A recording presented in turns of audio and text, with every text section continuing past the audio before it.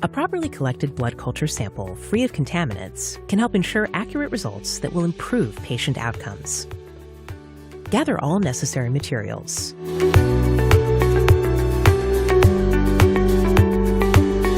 Bottle lot number, expiration date, fill to mark, barcode, black box, window for checking the level of blood. Ensure that the culture bottles are within the expiration date. Do not use a bottle which contains medium exhibiting turbidity, a yellow sensor, or any other visible defects. These may be signs of contamination.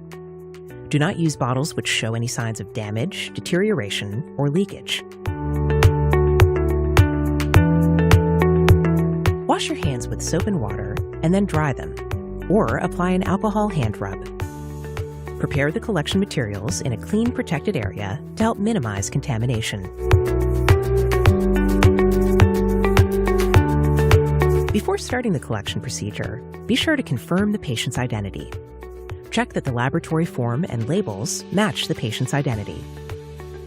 Remove the flip caps from the blood culture bottles. Disinfect using an approved disinfectant. Use a fresh swab or applicator for each bottle. Remove the swab or applicator and allow the bottle tops to dry completely. The arm is the recommended site for drawing a blood culture. Place a disposable underpad under the patient's arm.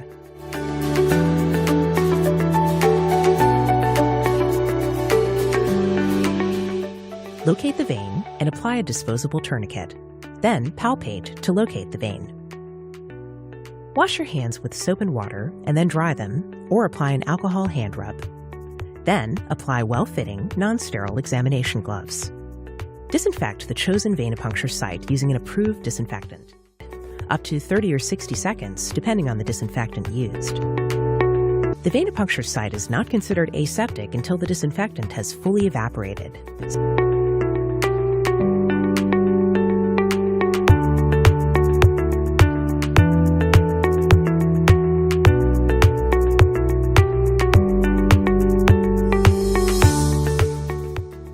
Assemble the syringe and needle.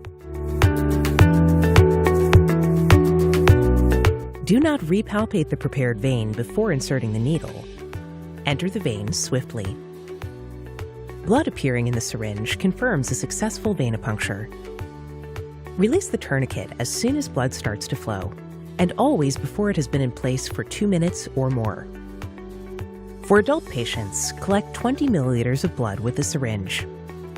For pediatric patients, a special pediatric aerobic bottle may be used and inoculated with up to 4 milliliters of blood. Remove the needle from the vein gently. Cover the puncture site with a suitable dressing. Apply pressure. Discard the needle in a sharps container safely. Attach a safety transfer device to the syringe. Inoculate the anaerobic bottle first. Use the fill to mark to accurately gauge the sample volume, 10 milliliters per adult bottle. For pediatric patients, you may choose to use a unique pediatric aerobic bottle. Once the anaerobic bottle has been inoculated, remove the adapter cap. Repeat the procedure for the aerobic bottle. If other blood tests are required, always collect blood cultures first. Mix blood culture bottles, invert 3 to 5 times. Discard the syringe and adapter in a sharps container. Dispose of other materials. To properly label the bottle, use the dedicated area on the bottle. Place the barcode labels vertically so that the orientation is the same as the bottle barcode. Ensure that any additional labels do not cover the bottle barcode. Place bottles and blood collection tubes in a biohazardous plastic bag and request form in an outside compartment.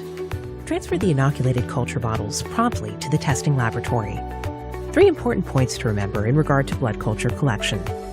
First, proper disinfection is crucial to ensuring a contamination-free culture.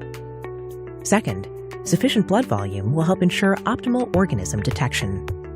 And third, transfer the inoculated bottles promptly to the testing laboratory.